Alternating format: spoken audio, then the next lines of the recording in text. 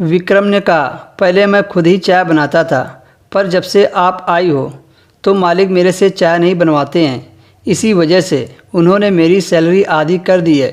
इसी तरह आते जाते मधु और विक्रम की बातें होती रहती थी। मधु को उससे बात करना अच्छा लगने लगा था, क्योंकि उसका पति उससे प्यार वाली कोई बात नहीं करता था। विक्रम को मधु ने यह भी बता दिया था कि तुम्हारा मालिक मुझे खरीद कर लाया है।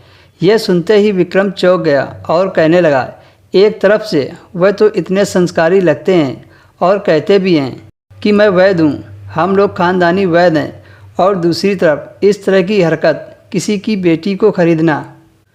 जो लोग बेटी बेचते हैं उनका कसूर नहीं होता, कसूर तो खरीदने वालों का होता है।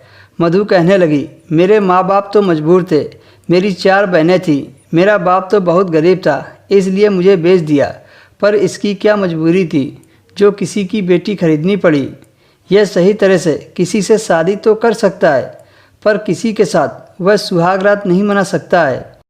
ये बात तो मुझे भी पता नहीं थी कि उसके बस की बात नहीं है।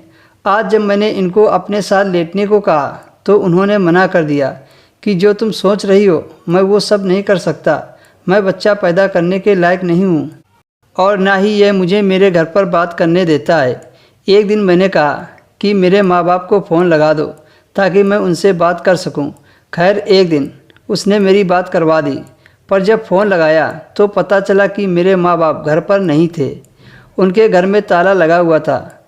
ये बात मेरे पड़ोसी ने बताई थी, क्योंकि मेरे माँ बाप के पास फ़ोन तो था नहीं, इसलिए मैंने अपने पड़ोसी को फ़ोन किया था। मैं हैरान थी कि मेरे माँ बाप कहाँ चले गए, वह तो कहीं ज़्यादा जाते भी नहीं थे। फिर मैंने सोचा कि मैं कुछ दिन बाद कोशिश करूँगी। बार बार पति से कहने में भी अच्छा नहीं लगता था। तभी आज मैं इतनी डरी हुई हूँ कि कहीं मेरे माँ बाप को कुछ हो न जाए। अगर मैं अपने पति से ज़्यादा फरमाइश करती तो कहने लगते कि मैं तुम्हें विदा करा के नहीं लाया हूँ, खरीद कर लाया हूँ। तुम्हारे माँ बाप ने मुझसे अच्छी खासी रकम ली है, क्या ज़रूरी है उनसे मेल मिलाप रखना। जैसे दुकानदार से चीज़ ली जाती है, उनके साथ रिश्ता नहीं बनाया जाता, ठीक उसी तरह तुम भी अपने माँ बाप को भूल जाओ। यह कहते कहते मधु रोने लगी।